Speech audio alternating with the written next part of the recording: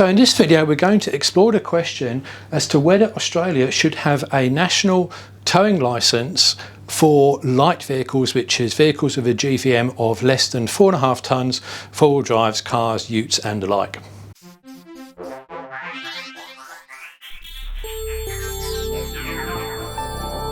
Now you don't have to look too far to see examples of terrible and dangerous towing. This is one I've got on my YouTube channel. I don't think they actually crashed, but certainly this is unsafe.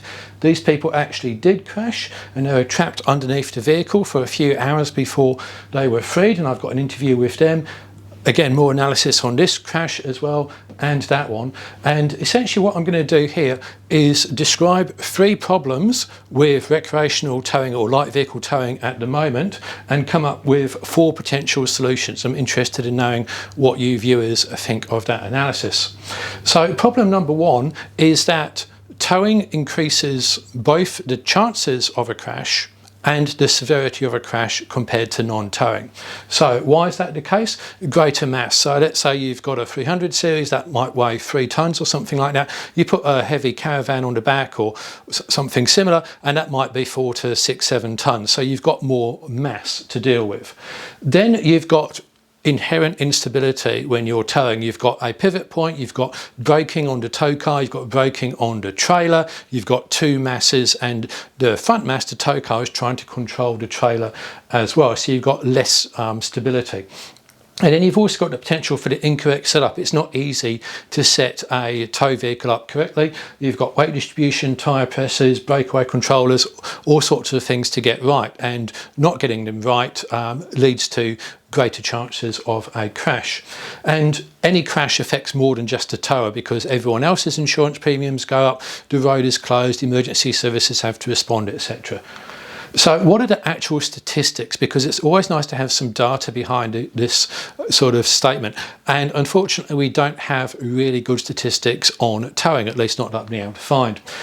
So according to the CIA, the Caravan Industry of Institute of Australia, there's been only 50 fatalities over 5 years compared to 11 to 1300 per year on the road top. Now that's, as with most stats, probably a bit misleading because that is only caravanning and it doesn't take account of all the trailers. And then of course if somebody is killed by a car and a pedestrian, well, that could have been towing, could have been not, etc. So I don't think that's a direct sort of bit of information we can necessarily take too much from. And also how many kilometres were driven towing versus non-towing. You've got to look at that ratio as well. The RAC says there's been 65 trailer crashes. Well, again, did we capture all of them and how many kilometres were driven trailer versus non-trailer? Another statistic, 19,000 crashes in WA in total, 350 involving caravans. Again, caravans is only one type of trailer, etc. So essentially there are some stats around there, but none that I have found which can really say what sort of risk we are facing. But I think anecdotally there's enough information to say that this is something we need to be looking at. So problem number 2, it's actually really difficult to tow. There's people that go, oh, you should just know, it seems to be common sense. Those people are wrong. No one is born knowing how to set up a trailer. So for example, there's a lot of weights once you start getting into heavy towing. There's 8 different weights. I've explained that in another video.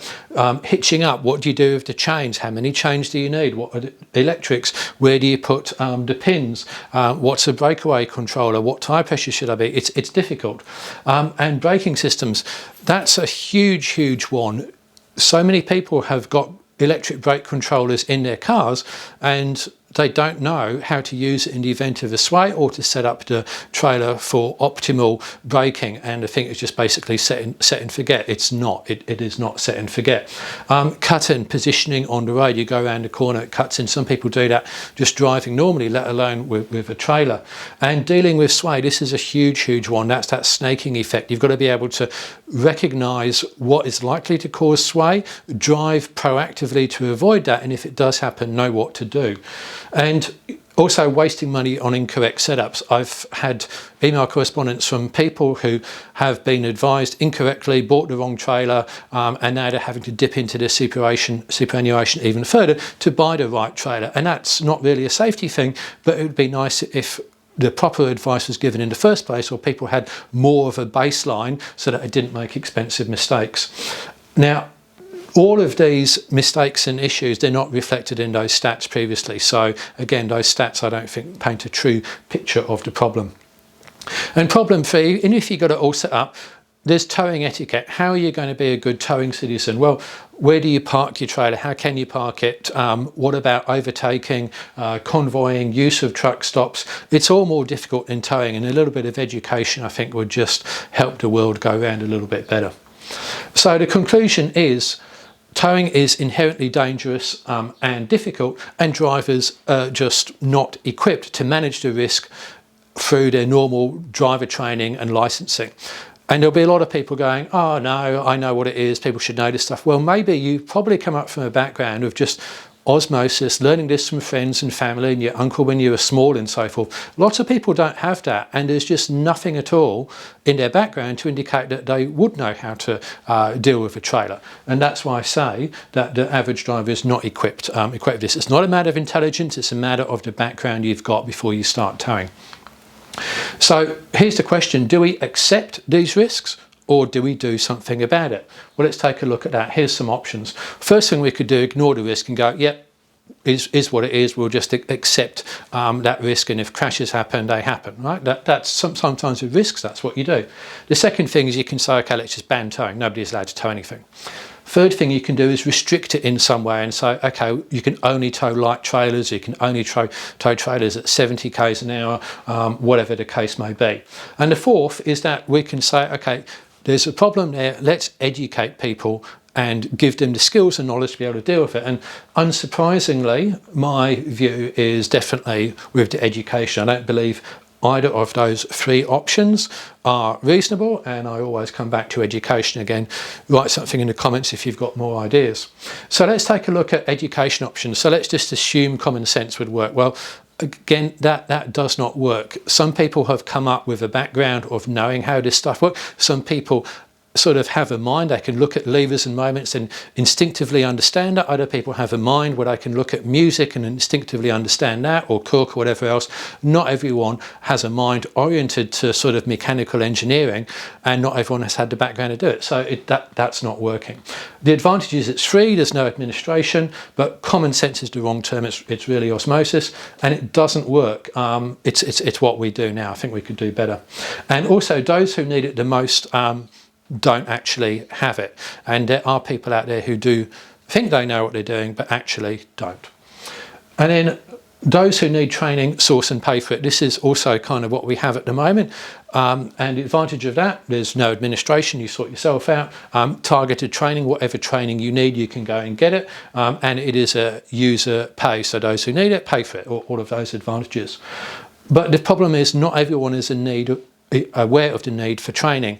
It's a bit of, I don't know what I don't know. If you start towing, do you necessarily realise that you need a training course? And to be honest, what I've seen from a lot of the salespeople involved in the process, trailer and tow car, is that they try and lower the barrier to entry, and that is the word of the CIA, by making it as easy as possible. So I know you don't need that, just hook up and hope. And that's certainly what the advertising shows as well. So not everyone's aware of the need for training, and those who need it the most might be arrogant enough to go, you know what, actually I don't need it, I think I know everything, let's just go. But you can never do too much training.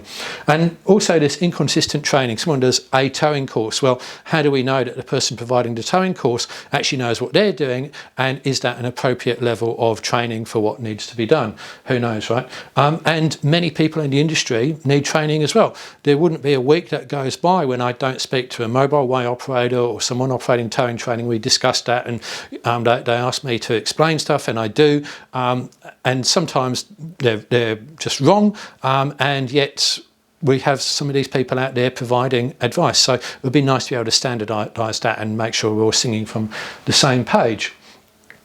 And then here's another option, training, but with a licence to prove competence. And see, what I'm really suggesting here is not a licence. It's actually training, and the only part the licence plays is to prove that you've done the training and that you are competent. It's not a revenue raising thing. So here's how that would work. This basically ensures essential skills for everybody, which then would reduce the risk, and I think it could well save many people the cost of a course. Certainly if I see all of the incorrectly advised decisions people make around buying trailers and tow cars, that kind of pales into insignificance of whatever the course would be, and that's even before we start to get into crashes and the effect on society and so forth.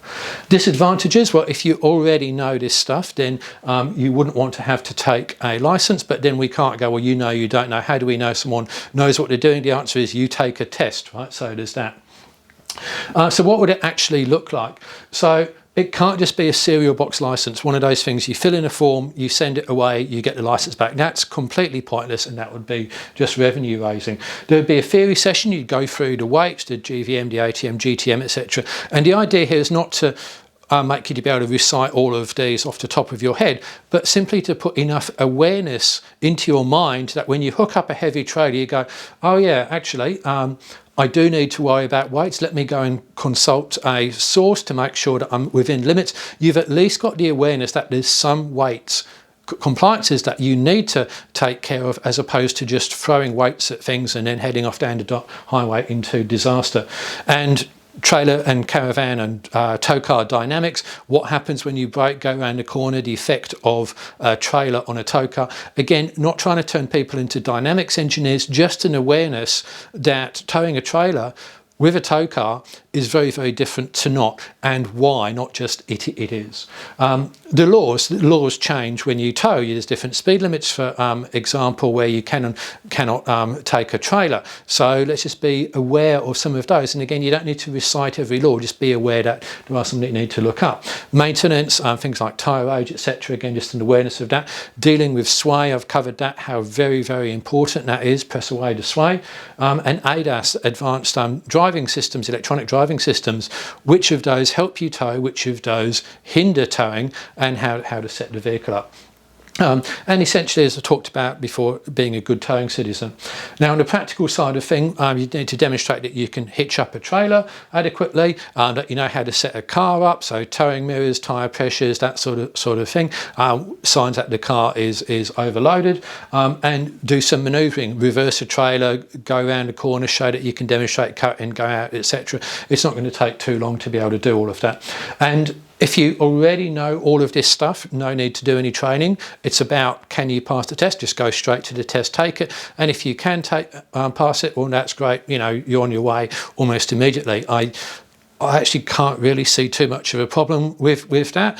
Surely, for the good of everyone towing in Australia, those who know what they're doing can take a couple of hours out, go pass the test for whatever the fee would be, and or maybe if you pass it first time, you get a discount or something like that. Can't we all do that to help out those people who have less knowledge? So how would it work? Well, I think that should be standardised nationally, and yes, I know that's hard. It is.